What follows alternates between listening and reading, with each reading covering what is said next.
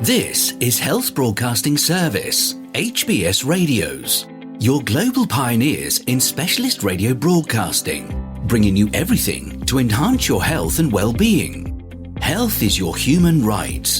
HBS, your partners in everything about your health and well-being.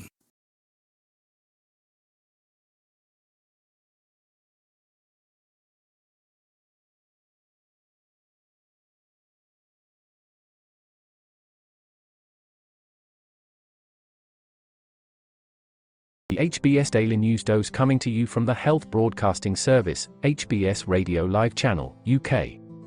Risk of type 2 diabetes rises after COVID, organ transplant from donors who had COVID likely safe. Here is a summary of some recent studies on COVID-19. They include research that warrants further study to corroborate the findings and that has yet to be certified by peer review. Type 2 diabetes risk rises after COVID-19. People may be at increased risk for developing diabetes for up to a year after a diagnosis of COVID-19, according to two studies. One study used data from the U.S. Department of Veterans Affairs to track more than 181,000 adults with COVID-19 for a year after recovery. Comparing these patients to more than 8 million people not infected with the coronavirus, researchers found that among every 1,000 people, there were 13 more new cases of diabetes among the COVID-19 patients after 12 months than among the uninfected individuals. The COVID-19 group also had an extra 12 people per thousand who started taking medication for diabetes.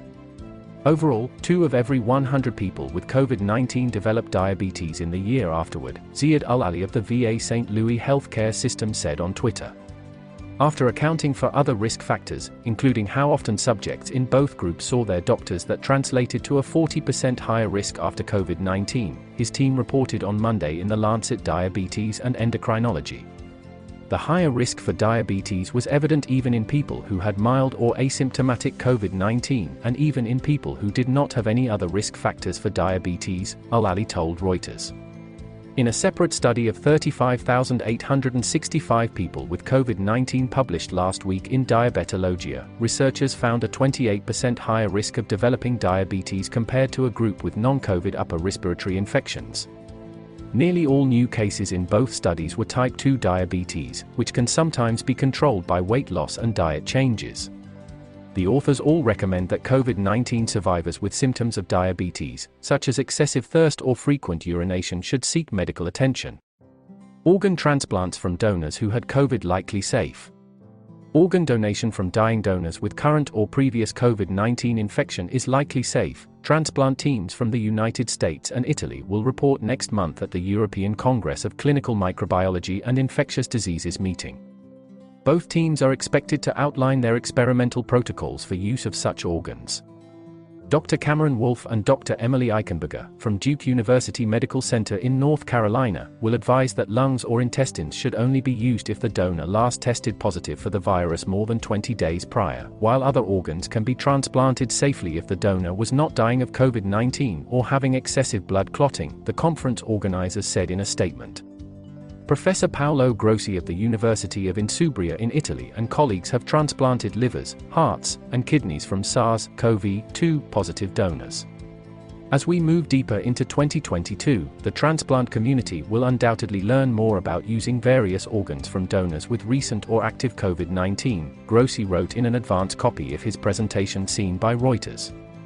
Although the published data are encouraging, the safety of deceased donors in this scenario is unproven, given the small sample size of the published studies, he said. Neuropsychiatric aftereffects not unique to severe COVID-19.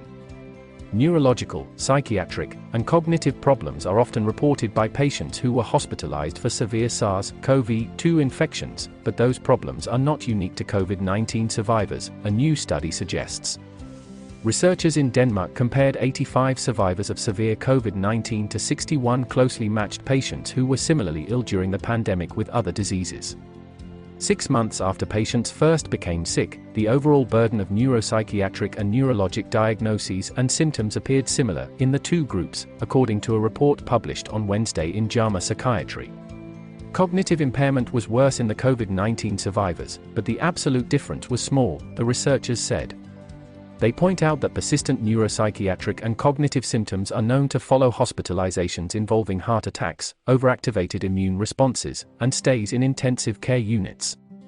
They said this study's findings highlight the importance of including well-matched control groups when investigating the aftereffects of COVID-19.